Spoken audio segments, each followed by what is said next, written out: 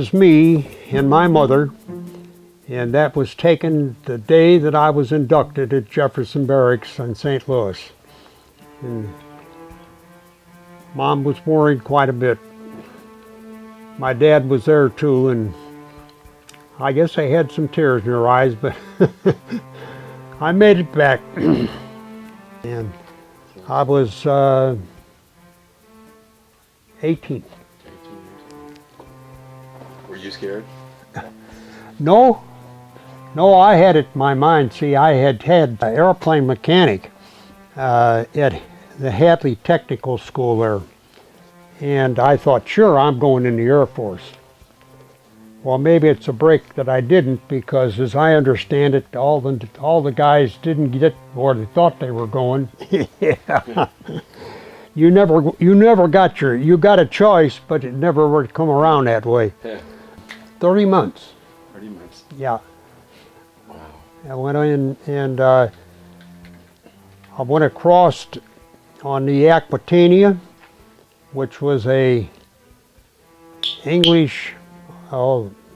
was an English pleasure ship, if you want to call it that. It was a sister ship to the Mauretania that went down, I think hit a icicle or something, I don't. But anyway, we left on New Year's morning, and we were 11 days going across there. We were out, they were loading the same time, but they started loading just about the time we were loaded. And we pulled out of there and went on, and we went south. We had to, because it got nice and warm for a day or two. And then here comes this spot on the horizon, and everybody was worried, boy, that's terrible. We're in for it, because this tug didn't go too fast. There was, I think, 3,000 of us on that, and we went across. We got out there that day. Here comes this spot, and 2 hours later, she was right alongside of us. In 2 hours from then, he was over on the horizon on the far side. That was, boy, Queen Elizabeth. That was it. And that was Queen Elizabeth. Yeah, and it took us 11 days to get over, and she got there in 3. We ended up at Greenock, Scotland, and that was what they call the Firth of Fifth. That's what they called those inlets up there. We landed we come in on this bay, and they didn't have docks to come into. They anchored out there in this cove, and then they pushed a big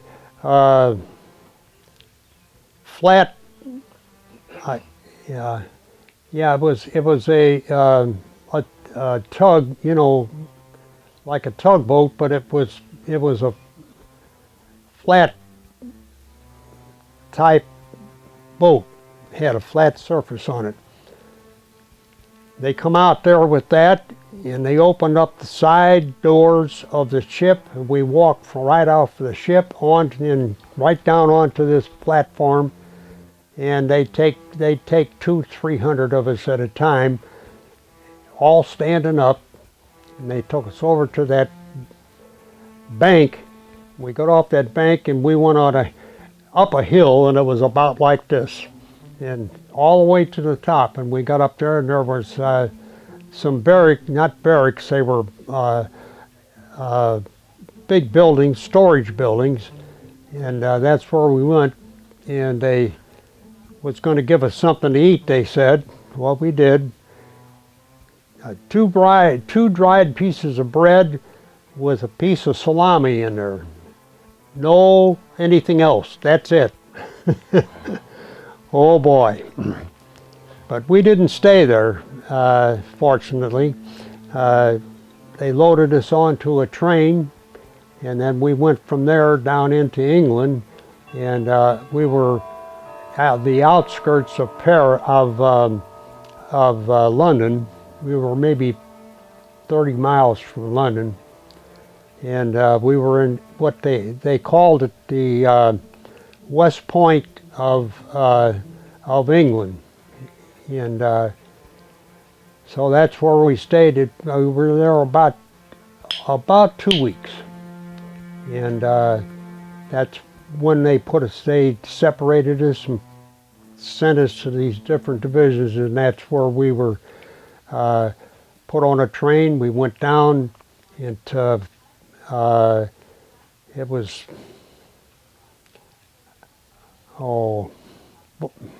Plymouth, England, and that's where I joined the 29th Infantry Division right there.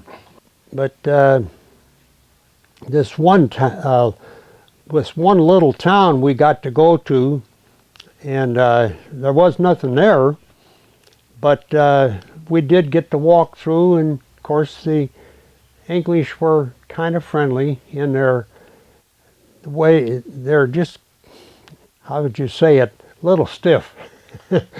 But one thing I noticed there, that they had walls built up around the houses, and then their walls were maybe 6 or 7 foot tall, and on the top they had poured some fresh concrete, and they had put glass up on top, sticking up just big enough to where if you reached over there to grab a hold, you'd get cut.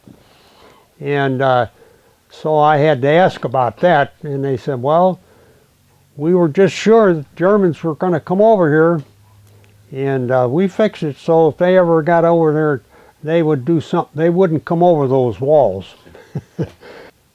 When you talk about putting curtains over the wall, over the windows, boy, they did that. And they had these, the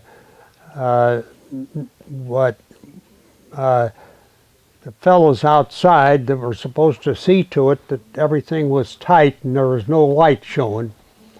Well, of course, you know, Americans, they didn't do that. Whatever it is, that's it. We went in, opened the door, and slammed the door, and if the curtain didn't fall just right, well, that's okay. But they didn't, because they already had been bombed several times and they didn't want no more of it. And so we got a lecture that one night. We left the curtain open, and there's light showing, and this guy come beating on the door. Man, he come in there and he gave us a lecture. And he said, why? And he says, we don't want to have to come over here and pick you guys up and take you to the hospital if you're still alive. Well, it kind of soaked in a little bit. We've finally realized that we're getting close to where it's actually a war. Yeah. One night there was an alert, and here's this. We got to go outside and watch that, and here this German plane was up there, and he was high, but they had lights strong enough to where they could picture him, but the guns weren't strong enough to get up there to knock him down. And he's up there. I guess they're up there looking. If they see something interesting, they'll drop an egg on it. Oh my gosh. But it was, and they tore up London pretty good. I never got to see London, but I was told by 2 or 3 of the fellows that did get up there. And I did find Plymouth. They had hit Plymouth a couple of times and tore it up real well. And that's where our division headquarters was. And that's where they moved the ship in there that was going to control the landing of, on the invasion. It was right there. And my good friend Elmer McMullen was, he and I grew up together. He was on that ship, but in 2 or 3 others that I knew real well. And that's where I thought I would go, but they found out that I walked in my sleep once, and they said, no, you can't go in the Navy. Oh, really? Yeah.